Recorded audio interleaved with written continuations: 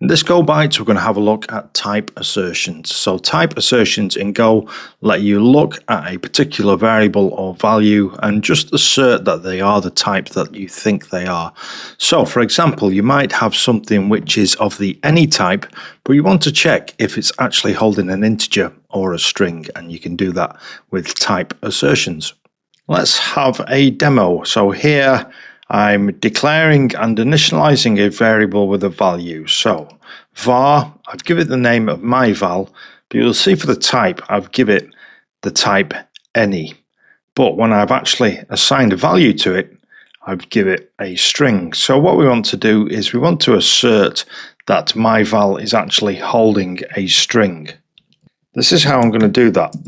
I'm going to assign to another variable, and then I'm going to say my val dot parentheses and then the type, and if it turns out that my val is holding a string, then I'll be able to use it in this text variable here. So let's go and print this out and say go run main.go. And so as you can see, I've not had any problems. I'm able to print that out. And the reason I was able to print that out is because it correctly asserted that this was a string, or that my val was holding a string. However, if I was to try and assert that this was, say, for example, an int 64, then something different is going to happen here. Let's go and run this. Okay, so we have something called a panic, which we haven't covered yet, but I've tried to do a type assertion on my val, asserting that is of type int64, but it's not of int64, it's actually holding a string, and so therefore we get a panic and we don't assign the value to this variable. So we've told Go I expect this value to be a int64, and if a value really is an int64, the assertion succeeds and returns it, and we can use it.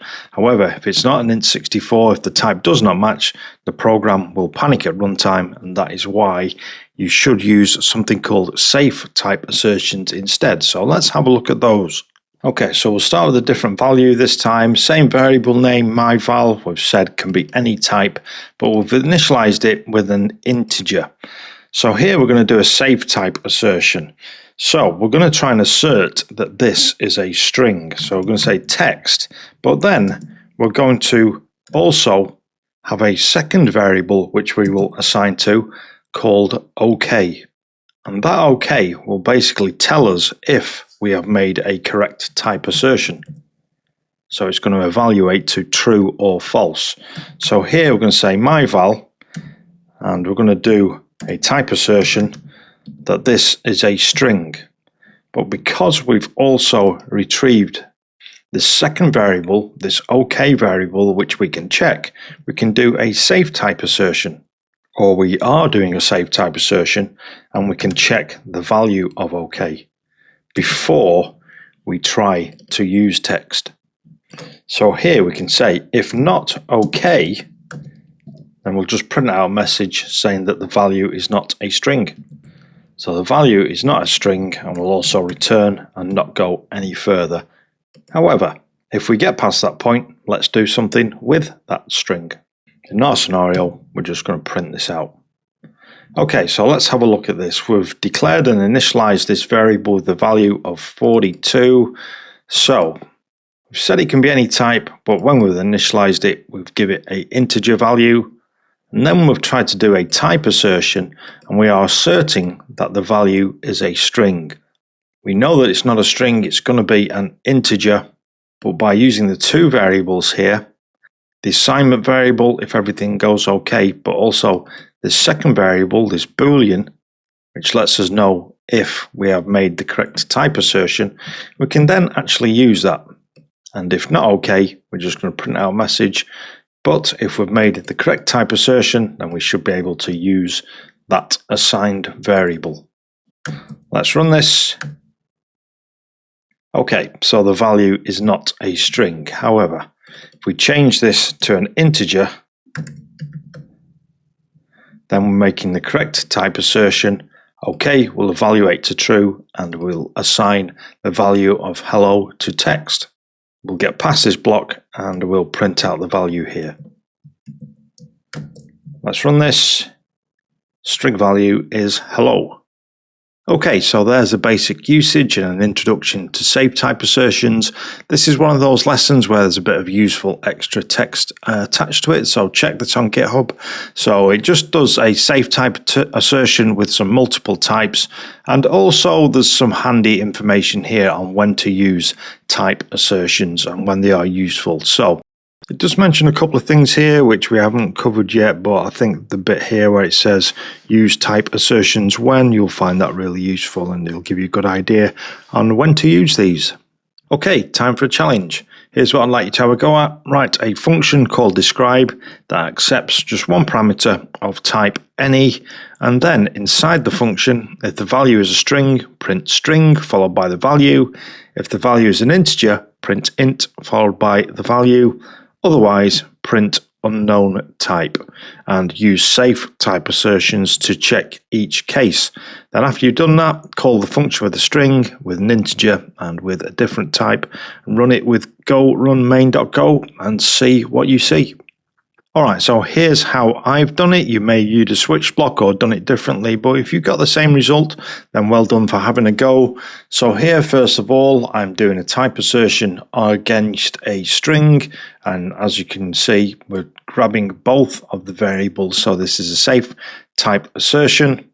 And as you can see here, I've actually used an if statement init clause to check the OK value. So it doesn't matter if you didn't think of that, but it's something which we've covered, so I thought you might find it interesting to see how I've solved this. Have a look at the if statement init clause lesson if you can't remember this stuff. Anyway, inside of the if conditional block, I'm just printing out the string if everything is okay, and then we are returning. I've done the same thing for integer, so this is the if statement initialization. We are using a safe type assertion to assign or to initialize these variables. And then this is the if condition. So we're just checking if this is true or false here. And then inside of here, again, we are doing the same thing as what we did for the string. And we're putting a return in there to make sure that we don't go any further. However, if we get past both of these and we find that they're not a string or an integer, we're just going to print out unknown type. Alright, so let's go and try this out with different values. First of all, I'm going to do it with a string, then an integer, and then we'll just do it with a boolean true. So what I'm expecting to see for the first one, we should print string followed by the actual string itself.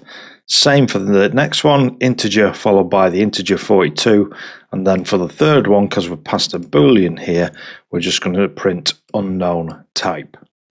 Let's run this. String hello int 42 unknown type. Now here's a little extra for you. If you want to print the actual type, this is something which we covered in an earlier lesson on printf.